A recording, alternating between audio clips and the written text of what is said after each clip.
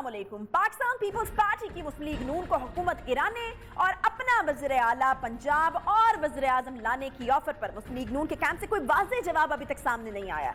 गुज़श्ता रोज़ खबर सामने आई थी कि पीपल्स पार्टी की जानिब से ये दावा किया जा रहा है कि पंजाब में 31 हुकूमती MPs जबकि वफाक में 25 से ज़ायद हुकूमती अरकान असम्बली की हिमायत हासिल है। तहरीक अदम एतमाद लाई जाए तो ये अरकान अपोजिशन का साथ देंगे। इस ऑफर पर गुज़श्ता रोज लीगी रहनुमा राना सनाउल्लाह ने जवाब दिया था कि पंजाब हुकूमत गिराने के लिए बिल्कुल तैयार हैं। पीपल्स पार्टी के पास नंबर पूरे हैं तो दिखाए। अगर पंजाब हुकूमत गिरा दी तो मरकजी हुकूमत भी 10 दिन के अंदर अंदर गिर जाएगी। राना सनाउल्लाह का यह कहना था कि अदम एतमाद की कामयाबी के लिए ताकतवर हल्कों का कम अज कम न्यूट्रल होना जो है वो बहुत जरूरी है। इसी हवाले से आज साबिक वज़ीर आज़म शाहिद खाकान अब्बासी ने भी मीडिया से गुफ्तगू की है, जिसमें उनका कहना था कि तहरीक अदम एतमाद सौदे के बगैर मुमकिन नहीं हो सकती। तहरीक अदम एतमाद का अगर शौक है तो सेनेट से शुरू करें, पता चल जाएगा कि तहरीक अदम एतमाद की हकीकत पाकिस्तान में क्या है।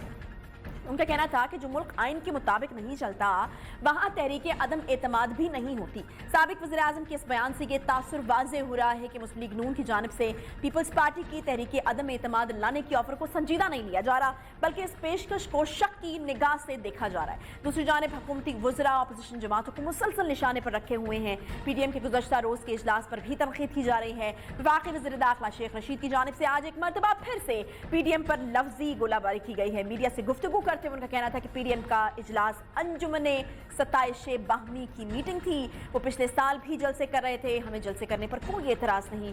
साबिक वज़ीर आज़म नवाज शरीफ की शरियानें सुकड़ रही हैं तो पाकिस्तान आएँ और कौम को सच बताएं। शहबाज शरीफ मीडिया खेलना चाहते हैं। अदम एतमाद से मुताल्लिक़ खबरों पर इनका कहना था कि अपोजिशन पंजाब में अदम एतमाद का शौक पूरा कर ले, जो मर्जी कर ले, इलेक्शन अपने वक्त पर होंगे।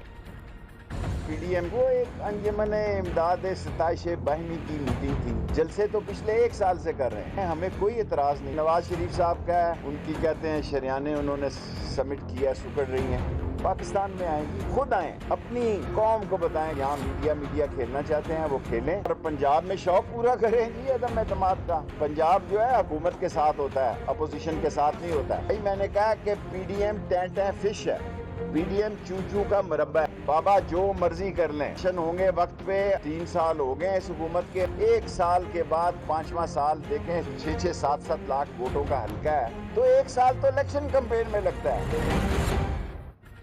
अब सवाल ये पैदा हो रहा है कि क्या अपोजिशन जमातें, बिलखसूस जो जमातें PDM में मौजूद हैं, पीपल्स पार्टी की ऑफर्स को संजीदगी से लेंगी? आखिर शाहिद खाकान अब्बासी साहब को इस हवाले से किसी मुमकिना सौदेबाजी की बू क्यों आ रही है? क्या दोनों जमातों के दरमियान मौजूद एतमाद का जो फुकदान है वो तो आने नहीं आ जाएगा? इसके साथ साथ ये भी बात करेंगे कि बिलावल भुट्टो जरदारी बार बार कबल इस वक्त इंतखाबात और अगली हुकूमत बनाने का दावा क्यों कर रहे हैं? आखिर क्या चीज़ है जो इन्हें हुकूमत के घर जाने और अगली हुकूमत बनाने की यकीन दहानी जो है वो करवा रही है? और इस तमाम सिचुएशन में यकीनन पीपल्स पार्टी जो है वो बड़ी अहमियत अख्तियार कर जाती है। नैयर बुखारी साहब हमारे साथ मौजूद हैं जी, जनरल सेक्रेटरी हैं पाकिस्तान पीपल्स पार्टी के। बहुत शुक्रिया नैयर बुखारी साहब प्रोग्राम में ज्वाइन करने के लिए। बुखारी साहब मुझे ये बताइएगा कि ये नून लीग से बैकडोर राब्ते हो रहे हैं, पाकिस्तान पीपल्स पार्टी जो है उसकी जानिब से ऑफर्स दी जा रही हैं नून लीग को, दावा ये सामने आ रहा है कि पंजाब और वफाक में जो है वह हुकूमती अरकान की हिमायत हासिल है। तो अब आप हमें ये बताइए कि इसमें कितना सच है और क्या ऐसा तो नहीं है कि आप लोग जो है वो PDM को कंफ्यूज कर रहे हैं, या फिर वाकई अदम एतमाद के लिए जो है वो कोई कामयाब करवाने के लिए कोई एक यकीन दहानी आप लोगों को करवाई गई है, इसलिए आप जो है वो इतनी बड़ी बात कर रहे हैं? शुक्रिया। देखें, आप जो ने बात की कि राब्तों की बात की, तो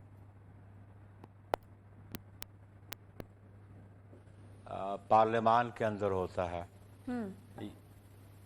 या प्रोविंशियल असेंबली में है जब चीफ मिनिस्टर के खिलाफ हो, तो उसमें हमारे जो members of the national assembly हैं और बिलखसूस चेयरमैन बिलावल भुट्टो जरदारी, वो पार्लियामेंट्री लीडर हैं पाकिस्तान पीपल्स पार्टी के नेशनल असेंबली में, और उन्होंने मियाँ शहबाज शरीफ साहब के लिए ये लिख के दिया था कि हम एक्सेप्ट करते हैं उनको लीडर ऑफ अपोजिशन, बल्कि उनको लीडर ऑफ अपोजिशन बनाया जाए।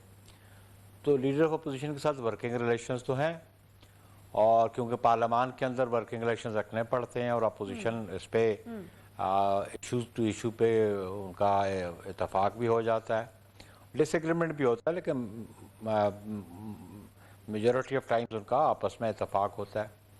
اور کیونکہ پاکستان پیپلز پارٹی نے بنیاد رکھی تھی ایک اپوزیشن کے اتحاد کی جس کو پی ڈی ایم کا نام دیا گیا تھا.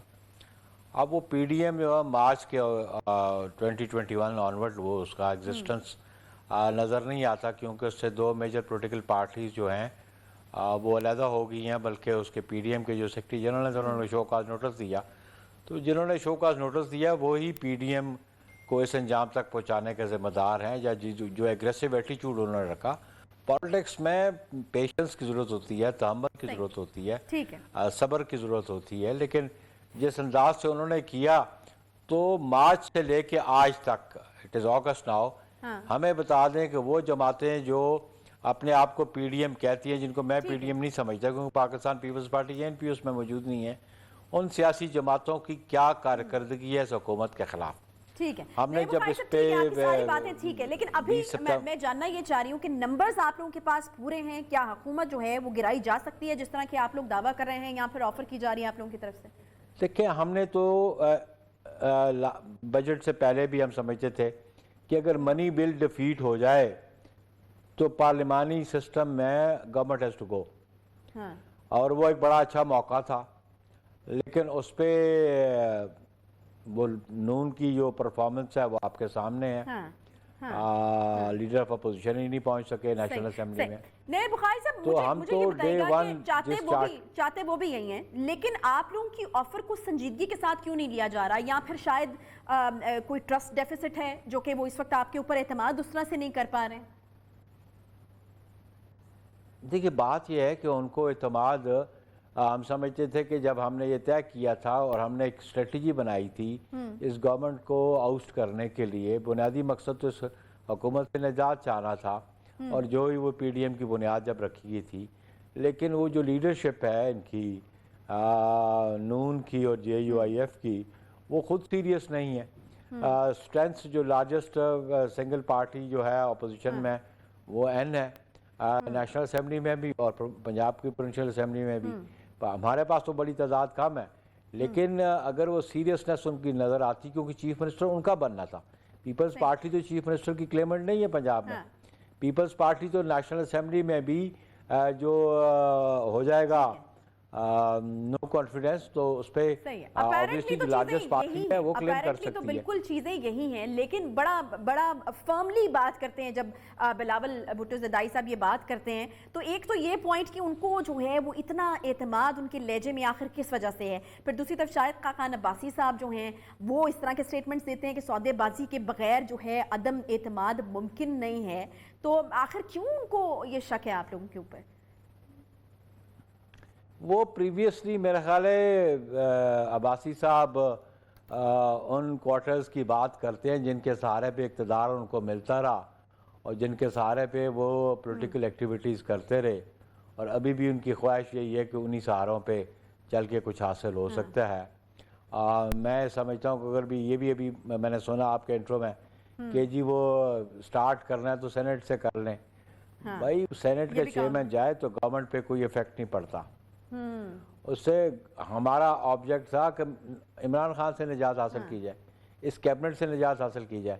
سینٹ کا چیئرمین رہے نہ رہے حکومت کا تو کوئی فرق نہیں پڑتا, اسپیکر رہے نہ رہے کوئی فرق نہیں پڑتا. ہمارا آبجیکٹ تھا کہ اس حکومت سے ہم نجات کیسے چاہیں.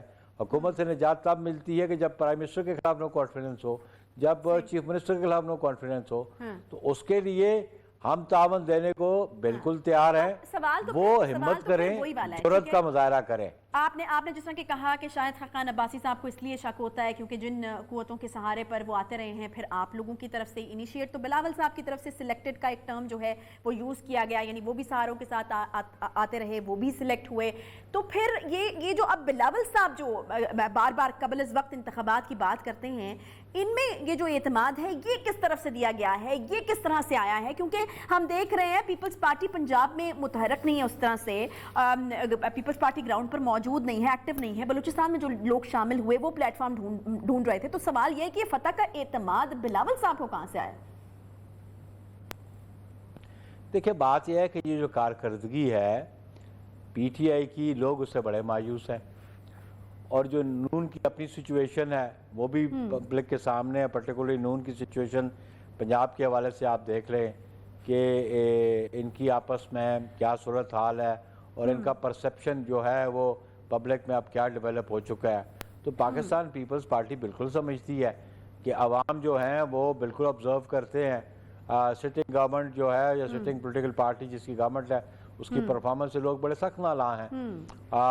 بے روزگاری بڑھ چکی ہے. لیکن پیپلز پارٹی کی طرف دیکھنے کی کوئی وجہ تو ہونی چاہیے نا. مسائل تو نئے بخاری صاحب سندھ میں بھی ہیں. ہم تو پبلک پہ ڈیپینڈ کرتے ہیں نا. جس طرف آپ اشارہ کرتی ہیں ہم نے کبھی ان کے سہارے پہ پالیٹکس نہیں کی.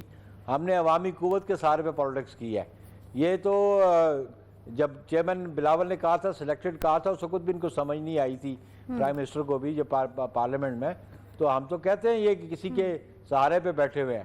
اور وہ جو بہت زیادہ آپ تقریر میں سناتے ہیں ٹائم فش ہو گیا جن کے بارے میں جو خود کہتے ہیں گیٹ نمبر 4 کی وہ پیداوار ہے. اور وہ پنجابی میں کہتے ہوتے ہیں کہ جی جس مانج دا قلعہ واٹا ہوئے اور ڈگری زیادہ ہے. تو یہ گفتگو ایسے اسی لیے کرتے ہیں کہ ان کا یہ اپنا قلعہ سمجھتے ہیں بڑا مضبوط ہے. عوام میں ان کا قلعہ مضبوط نہیں ہے. ٹھیک ہے, یعنی آپ لوگ یہ سمجھتے ہیں کہ ان کا قلعہ مضبوط نہیں ہے. بہت شکریہ. نیر بخاری صاحب general secretary Pakistan Peoples party ہمارے ساتھ موجود. ایک چھوٹا سا ہمیں بریک لینا ہے, بریک کے بعد واپس آتے ہیں ساتھ میں.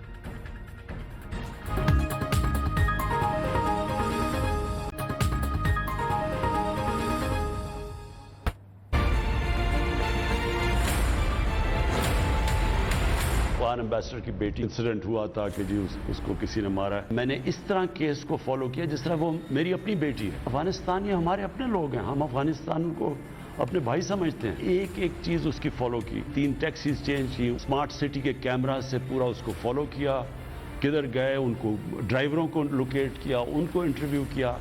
ایک طرف افغانستان پاکستان سے درخواست کرتا ہے کہ افغان سفیر کی بیٹی سلسلہ علی کے اغوا کی تمام تر تحقیقات کو خفیہ رکھا جائے.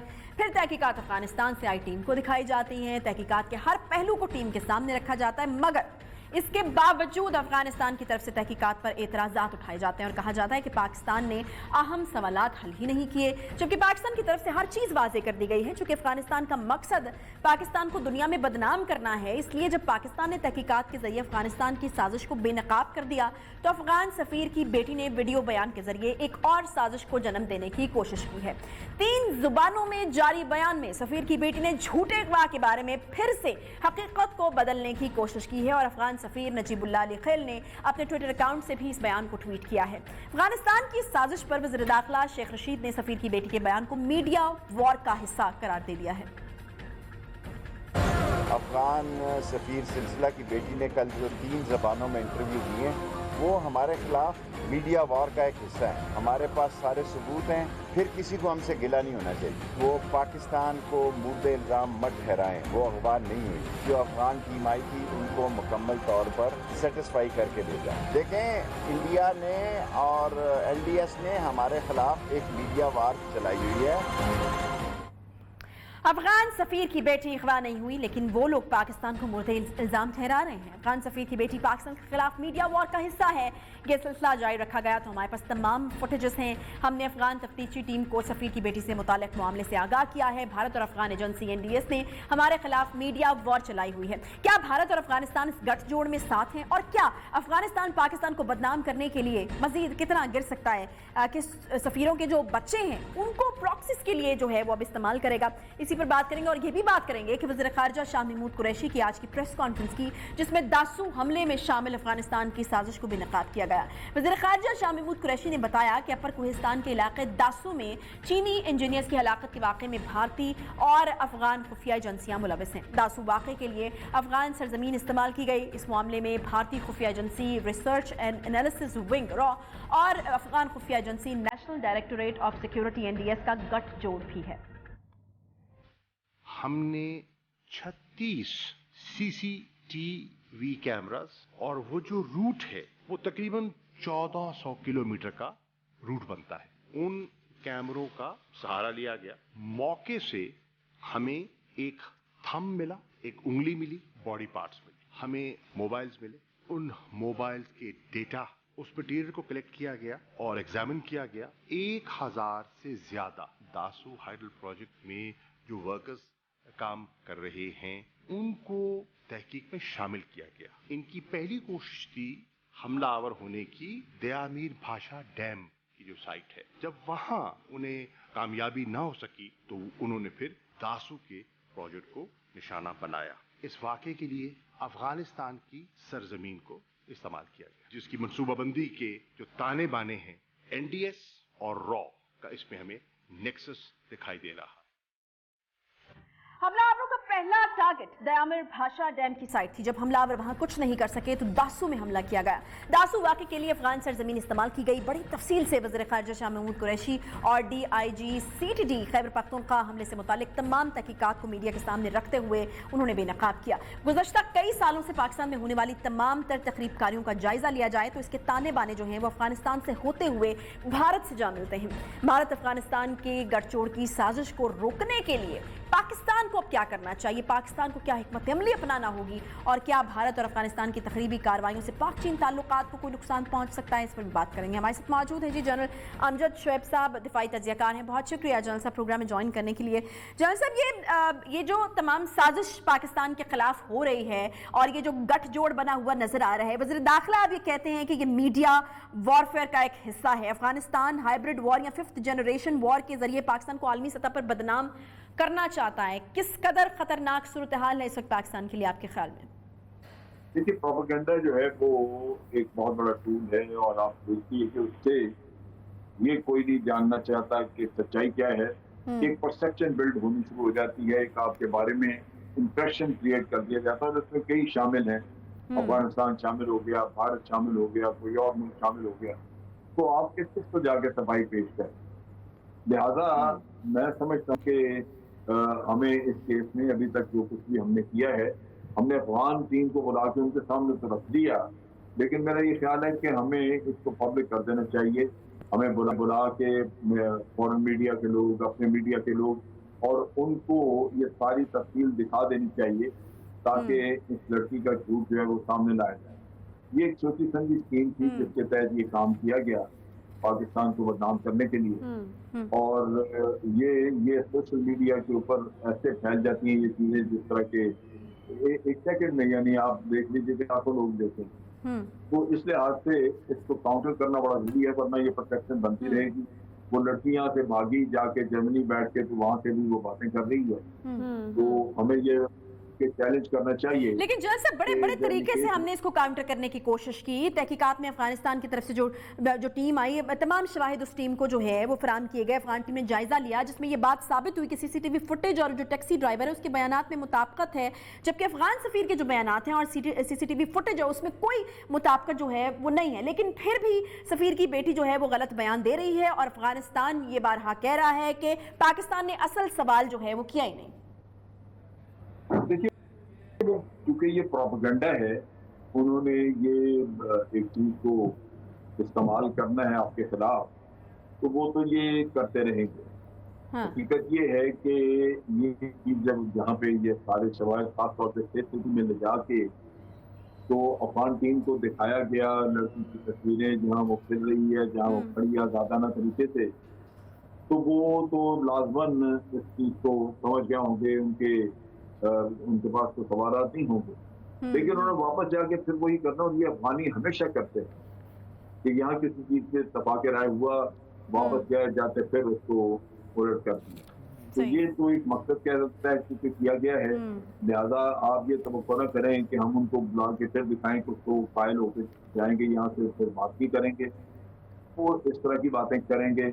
मेरा ख्याल है कि इंटरनेशनल मीडिया और अपने मीडिया को अगर हम कायल करें, उनको दिखा दें ये सारा कुछ, तो फिर ये उनकी बात नहीं को सुनेगा। फिर अगर कोई बात करें तो मीडिया चैलेंज करेगा। लिहाजा ये हमें भी उस वॉर को उसी तरह एक मीडिया वॉर के तौर पे लेना चाहिए, एक प्रोपेगेंडा वॉर के तौर पे लेना चाहिए और उसका तोड़ करना चाहिए। इसमें कोई डिप्लोमेसी या डिप्लोमेटिक नाइसिटी जो है वो मेरा ख्याल है हमें नहीं रखनी चाहिए, क्योंकि वरना उससे आपके खराब हो। सही, और ये नहीं, और भी बहुत सारी चीज़ें, जिस तरह कि अब दासू डैम का वाक़या अगर देखें, एक और साजिश जैसे पाकिस्तान चीन की दोस्ती और ख़ास तौर पर सी पैक को जो है वो नुकसान पहुंचाने की साजिश, उसके पीछे भी भारत की रॉ और अफगानिस्तान की एनडीएस निकली है। पाकिस्तान के लिए तो मेरे ख्याल में दोनों तरफ जो है वो दो महाजों पर लड़ने जैसी सूरत हाल है। एक तरफ जो वार कर रहा है, फिर उस वार में जो सहूलतकारी फराहम कर रहा है, और फिर तीसरी तरफ ये चीज़ कि जो इनसाइड सहूलतकार है वो एक ज़्यादा ख़तरनाक किस्म की बात है। उसका जो है वो मुकाबला किस तरीके से किया जाए? देखिए, जहाँ तक मुल्क के अंदर लोग हैं ये तो आहिस्ता आहिस्ता पकड़े जाएंगे, लेकिन उसके साथ साथ आपने अपना दिफा जो है वो मजबूत करना है। जैसे अभी हमने दासू पे अपने दिफाई अरेंजमेंट जो है उनको अपडेट किया है, हमने वहाँ पे अपने सुख वगैरह लगाए हैं। दूसरे लफ्जों में कहीं भी कोई चांस लेना नहीं चाहिए, क्योंकि हमें पता है कि इंटरनेशनली कई मुल्क हैं वो हमारे उसके खिलाफ हैं, चाइना पाकिस्तान इस्लामिक कॉरिडोर पे, और उसके तहत जो भी यहाँ पे पाकिस्तान में तरक्याती काम हो रहे हैं वो उनको खत्म करना चाहेंगे। भारत और एनडीएस इनका तो तोड़ खत्म होगा जब अफगानिस्तान में कोई हालात बदलेंगे, और वो लगता है कि शायद बदल जाए, क्योंकि अभी उनकी हुकूमत डोल रही है वहाँ पे। तो ये एक टेररिज्म का जो नेटवर्क है, इसके दो ही रास्ते होते हैं, या तो अपना दिफा कर लीजिए बड़ा अच्छी तरह ताकि ये अपनी इंटेलिजेंस फैला लें, या फिर दुश्मन को उसी के हिसाब में पे करें, यानी जिस तरह यहाँ खून बह गया है फिर वहाँ भी खून बहना चाहिए। तो पाकिस्तान अभी सब्र कर रहा है, अभी बहुत सारा कुछ रोके रखा है, नहीं किया। हो सकता है फिर कल आपको ये दूसरा रास्ता इख्तियार करना पड़े और दुश्मन को वो कीमत अदा करनी पड़े जो वो समझ रहा है कि आज वो हमारे ऊपर वो काम करके दहशतगर्दी करके तो हमसे वसूल कर रहा है, पर शायद उसको भी ये कीमत अदा करनी। सही, बहुत शुक्रिया जनरल अमजद शोएब साहब हमारे साथ मौजूद थे, दिफाई तज्ज़ियाकार। एक छोटा सा यहाँ पे ब्रेक लेना है, ब्रेक के बाद जब वापस आएंगे तो एक और जो है वो केस ऑब्वियसली डायरेक्टली हेल्थ से भी जुड़ा हुआ है, हमारे जो फूड है उस से भी जुड़ा हुआ है। मुर्दा मुर्गियों के हवाले से एक बड़ा केस जो है उस पर बात हो रही है और हमें भी उस पर बात करनी। छोटा सा ब्रेक लेते हैं, ब्रेक के बाद वापस आते हैं, साथ रहिए।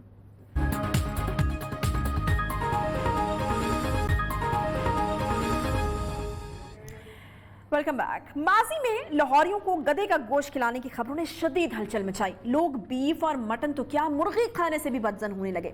एक लंबे अरसे तक गधों के गोश्त की फरोख्त की खबरें सोशल मीडिया का जो है पर तवज्जो की मरकज़ जो है वो बनी रही। बदकिस्मती से अब एक मरतबा फिर से एक और बुरी खबर सामने आई है। लाहौरियों को मुर्दा मुर्गियों का गोश्त खिलाने का भी इंकशाफ हुआ है। लाहौर पुलिस ने शेराकोट नाके पर एक लोडर गाड़ी को रोका तो भारी मिकदार में मुर्दा मुर्गियों का गोश्त और मुर्दा मुर्गियों की 10 से जायद बोरियां बरामद की हैं और गाड़ी से वकास नामी मुलजिम को गिरफ्तार भी कर लिया गया। पुलिस के मुताबिक मुलजिम ने इतराफ किया है कि वो रेस्टोरेंट्स और फास्ट फूड पॉइंट्स पर मुर्दार मुर्गियों का गोश्त फरोख्त करता है, जिसे बर्गर्स और शवारमे के अलावा फास्ट फूड पॉइंट्स पर फरोख्त भी किया जाता है। अब काबिल गौर बात यह है कि ये तो एक गाड़ी है जो पकड़ी गई है जिससे मुर्दा गोश्त की बड़ी खेप बरामद हुई है। न जाने ऐसी कितनी और गाड़ियां होंगी जो पुलिस की पहुंच से दूर होंगी और कितनी ही बड़ी तादाद में लाहौरियों को मुर्दा मुर्गियों का गोश्त फरोख्त किया जा रहा होगा। इसी हवाले से हम बात करेंगे कि आखिर ये घिनौना काम करने वाले कौन लोग हैं। मुर्दा मुर्गियां फरोख्त करके आखिर फायदा क्या हासिल होता है? ऐसे लोगों को पकड़ना, इन्हें लगाम डालना कैसे मुमकिन हो सकता है? कौन से तरीके हैं जिन्हें अपनाकर हम मुर्दा मुर्गियों का गोश्त खाने से जो है वो कम से कम बच सकते हैं? फूड अथॉरिटी के साथ साथ खुद आवाम को क्या इकदाम उठाने चाहिए, इस पर हम बात करेंगे। डॉक्टर रियाज आसिम साहब स्टूडियोज में मेरे से तशरीफ रखते हैं, फूड क्वालिटी एक्सपर्ट हैं। बहुत शुक्रिया डॉक्टर साहब प्रोग्राम में ज्वाइन करने के लिए। मतलब अब गधे के गोश्त से जो है अब मुर्दार मुर्गियों तक जो है वो बात पहुंच चुकी है। मतलब पहले तो बदजन हुआ था दिल जो है वो बीफ या मटन से कि पता नहीं हम क्या खा रहे हैं, गधे का गोश्त ना हो, तो अब मुर्गियां भी मरी हुई बिकना शुरू हो गई हैं। ये क्या हो रहा है डॉक्टर साहब, और किस तरह से इस पे काबू पाया जाए? देखिए, वैसे तो हमारे यहाँ ज़्यादातर जो पोल्ट्री एसोसिएशन पोल्ट्री वाले लोग हैं वो ऐसा काम नहीं करते, लेकिन फिर भी ब्लैक शीप्स हैं जो कि ऐसा काम करती है। क्योंकि अगर मुर्गी बीमार हो, एक बीमारी आती है, उसकी वजह से मुर्गियाँ मर जाती हैं, अब उसको तलफ करने के लिए भी आपको खर्चा करना पड़ेगा। अच्छा। उसका एक प्रोसेस है इंसिनेशन का, کہ آپ نے مرغی کو ایسے ہی جو ان سے دبا نہیں دینا بلکہ اس کو انسیریٹ کرنا ہے. اس پروسیس کے بجائے اگر وہ 50% میں مارکیٹ میں سیل کر دیتے ہیں تو بجائے اس کو اپنی جیب سے یہ جانے ویسے کی. میرا اگلا سوال تھا کہ فائدہ کیا ہوتا ہے ان کو بیچنے کا، اور کتنی کم قیمت ہوتی ہے جو اس طرح کا کام؟ اب دیکھیں نا، ایک طرف تو یہ کہ مرغی مر گئی، اب اس کو تلف کرنا ہے تو اس کو جیب سے پیسے دے کے اس کو انسیریٹ کرنا ہے، جبکہ اگر وہ 50% میں بیچ دیتے ہیں اس کا پروفٹ جو سے 50% جیب میں آ گیا، نقصان سے ہی بچ گئے، پروفٹ بھی آ گیا. اب بات یہ ہے کہ ہمیں کس طرح سے بچنا ہے. دیکھیں جو سب سے پہلے تو ایک چیز میرے دماغ میں ڈاکٹر صاحب آ گئی، وہ 20 روپے والا بڑا شوارما، مجھے لگتا ہے وہ اسی مرغی کے گوشت، یہ بھی ہمیں دیکھنا چاہیے، یہ بھی ہمیں دیکھنا چاہیے قیمت کا بھی اندازہ رکھنا چاہیے کہ آپ جس قیمت میں وہ لے رہے ہیں وہ پاسبل ہے، کیا یہ پاسبل ہے، اس میں ان سے کیا اس کی کاسٹ پڑتی ہے. اگر اس کی کاسٹ ہی نہیں پڑتی اس کا مطلب ہے ہمیں سوچنا چاہیے کہ جب اس کی کاسٹ نہیں پڑی بیچ کیسے رہے بندہ. صحیح بات ہے. یہ بڑے ضروری ہے کہ بڑا بعض کو ایسا ہوتا ہے کہ شوارما مل رہا ہے 100 روپے کا، وہ یکدم جو انسان 50% آف کر کے 50 روپے کا لگا دیا. صحیح بات ہے. اب وہ 100 روپے سے 50 روپے جو ہو گیا، اس کی کاسٹ اس کی 50 روپے پڑ رہی ہے، تو مفت میں کیوں بیچ رہا ہے وہ؟ اس کو تو پروفٹ نہیں مل رہا، وہ کیوں بیچ رہا ہے ایسے؟ صحیح بات ہے. دوسری بات یہ کہ بڑا اہم ہے کہ ہمیں جب مرغی خریدنی ہے اس کی 4-5 چیزوں کو ضرور دیکھنا ہے. صحیح. جو مرغی مری ہوئی نہیں ہے، فریش ہے، وہ پنک ہوگی، جبکہ دوسری مرغی ان سے وہ گریش ہوگی. اچھا. کلر میں ڈفرنس ہو جائے گا. ٹھیک ہے. دوسرا اس کا ٹیکسچر، جو فریش مرغی ہے اس کا ٹیکسچر جو ان سے نا وہ اگر آپ پریس کریں گے واپس آ جائے گا، جبکہ جو مری ہوئی مرغی ہے وہ ایک دن کے بعد یا شام تک جب اس کو پریس کریں گے اس کے اندر گڑا پڑ جائے گا. یہ بڑے امپورٹنٹ پوائنٹس ہیں. اچھا ڈاکٹر صاحب، یہ تو گوشت لیتے ہوئے ہم نے دیکھ لیا، لیکن ہر چیز کھانے سے پہلے جیسے آپ ریسٹورنٹ میں کھانا کھانے گئے ہیں یا برگر شوارما ہی کھانے گئے ہیں کسی فوڈ اسٹال کے اوپر، تو آپ اپنے سامنے مرغی نہیں کٹوا سکتے، یہ ایک فیکچوئل بات ہے. تو وہاں پر پھر کس طریقے سے جو ہے وہ اوائڈ کیا جائے، اس طرح کی کوئی چیز آپ نہ کھا لیں، وہاں پر چیکنگ کا کیا طریقہ ہے، کس طرح سے؟ اس کے اندر اگر مرغی مری ہوئی ہے اور ایک دن سے زیادہ ہے، اس کے اندر ہلکی سی اسمیل آ جائے گی. اچھا. سویٹ اسمیل ہوگی یا جو سا آرڈر اسمیل ہوگی، اس اسمیل کو فیل کریں. اگر وہ اسمیل آپ کو ہو رہی ہے تو وہیں پہ چھوڑ دیں. اچھا. میں بھی پاسبل اس کے اندر بیکٹیریا گرو کر گیا ہے. اچھا. سالمونیلا گرو کر گیا. اگر سالمونیلا گرو کرے گا تو اس سے آپ کو ڈیسنٹری ہو جائے گی، گھر جاتے پیچھے لگ جائیں گی. تو اس میں آپ نے فیل کرنا ہے کہ آپ کھا کیا رہے ہیں. وہ اگر سستی چیز مل رہی ہے تو کیوں مل رہی ہے. صحیح بات ہے. اور آپ کو جب گوشت بھی خریدنا پھر بھی ہم چیزوں کا خیال رکھنا ہے کہ آپ نے چیز کیا خرید رہے ہیں. ٹھیک ہے. 2-4 چیزیں ہی ہیں نا، آپ نے کلر دیکھ لیا، آپ نے ٹیکسچر دیکھ لیا، اس کی اسمیل دیکھ لی، تو ان چیزوں کو دیکھتے ہو آپ خریدیں. یہ ہمیں جو سے ہمیں بھی خریدتے وقت ان چیزوں کا خیال رکھنا ہے. دوسرا فوڈ اتھارٹی لازمی بات ہے، ان کا بھی جواب ہے کہ اگر کسی ایریا کے اندر بیماری آ گئی ہے تو ان فارم کو جو سا پن پوائنٹ کریں. جب بیماری آتی ہے تو پورے ایریا میں آتی ہے، تمام فارمز کے اندر آتی ہے، ان تمام فارم کو پن پوائنٹ کریں اور وہاں پہ وزٹ کریں. صرف مردہ مرغی ہی نہیں ڈاکٹر صاحب، اور بھی جو ہے وہ ہر چیز کے اندر جال سازی جو ہے. فوڈ اتھارٹی کی جس طرح آپ نے بات کی تو کچھ عرصہ پہلے آپ کو یاد ہوگا بڑی ایکٹیو فوڈ اتھارٹی تھی، جگہ جگہ چھاپے مارے جا رہے ہیں اور پھر جو ہے وہ سیل بھی کیا جا رہا ہے بہت ساری جگہوں کو. لیکن پھر اب ایسا لگ رہا ہے کہ جس طرح ٹھنڈا ہوا ہے سارا معاملہ جو ہے، تو ابھی ایسا تو نہیں ہو سکتا کہ سب چیزیں جو ہیں وہ بڑی پرفیکٹ جا رہی ہیں. بات تو آپ کی صحیح ہے. دوبارہ سے اگر اسی طرح سے کام کیا جائے، ڈیوٹی ہے نا، فوڈ اتھارٹی کی ڈیوٹی ہے کہ فوڈ کو چیک کرنا. اب فوڈ تو اگر لاہور کے اندر 1.5 کروڑ آبادی ہے تو فوڈ کتنا سیل ہو رہا ہے. صحیح بات ہے. ٹھیک ہے. اور ہماری فوڈ اتھارٹی کو اگر دن رات بھی کام کرے تو کم ہے، پھر بھی کم. صحیح بات ہے. تو لوگوں کی اپنی بھی رسپانسبلٹی یقیناً جو ہے وہ اس میں ہونی چاہیے، اور صرف میرے خیال میں وہی والی چیز ہے کہ دوبارہ اگر اسی پوائنٹ کے اوپر آئیں تو صرف قیمت جو ہے کم دیکھ کر ایک چیز کی طرف نہیں رش کرنا چاہیے. آپ کو پھر اس میں میرے خیال میں اپنے دماغ کا استعمال کرنا چاہیے کہ اچھا قیمت کم ہے تو پھر اس کے آگے اور کون کون سے فیکٹرز ہیں، کیوں اس کی قیمت جو ہے وہ کم ہے. تو میرے خیال میں شہریوں کے اوپر بھی جو رسپانسبلٹی آتی ہے وہ بھی بڑی ضروری ہے. جی اس میں بڑی ضروری ہے. دوسری ہماری فروزن فوڈ ابھی جیسے مارکیٹ میں آ رہی ہے، وہ بڑی اچھی چیز ہے کہ اس کے اندر اس چیز کو خیال رکھا جاتا ہے، پروسیس کیا جاتا ہے. بڑی بڑی کمپنی ہیں جو پروسیس کے تھرو جو مارکیٹ میں لے کے آ رہی ہیں، اس میں بھی اویئرنیس ہونی چاہیے کہ frozen food is also better. صحیح. ٹھیک ہے، بہت شکریہ جی ڈاکٹر ریاض عاصم صاحب، فوڈ کوالٹی ایکسپرٹ جو ہیں وہ ہمارے ساتھ موجود تھے. بہرحال ایک بڑی ہی جو ہے وہ عجیب و غریب قسم کی یہ خبر ہے اور لاہوریوں کے لیے آئی ایم شیور بڑی ڈسٹربنگ ہوگی. جب پہلے گدے کے گوشت کے حوالے سے بھی اس طرح کی خبریں آئی تھیں تو لاہوری جو ہیں وہ کافی ڈسٹربڈ ہوئے تھے، کیونکہ لاہوریوں کا ہوتا ہے ذرا باہر سے کھانا کھایا جائے اور ہفتے میں 1-2 دفعہ ضرور جو ہے وہ اس طرح کی چیز ہوتی ہے، لیکن اگر باہر کا کھانا اس کوالٹی کا ہوگا اور یہ معیار ہوگا اور مری ہوئی مرغیاں بھی فروخت ہوں گی تو پھر یقیناً جو ہے وہ ایک ڈسٹربنس تو آتی ہے. اور ہمارے ہاں انٹرٹینمنٹ بھی صرف فوڈ کے حوالے سے ہی ہے، اگر وہاں پر بھی اس طرح کی چیزیں ہوں گی تو پھر مسئلہ تو ہوگا. اچھا، اس کے ساتھ ہی پروگرام کا وقت جو ہے وہ یہاں پر ختم ہوتا ہے. انشاءاللہ آپ سے اگلے ہفتے ملاقات ہوگی. خیال رکھیے اپنا، اللہ حافظ.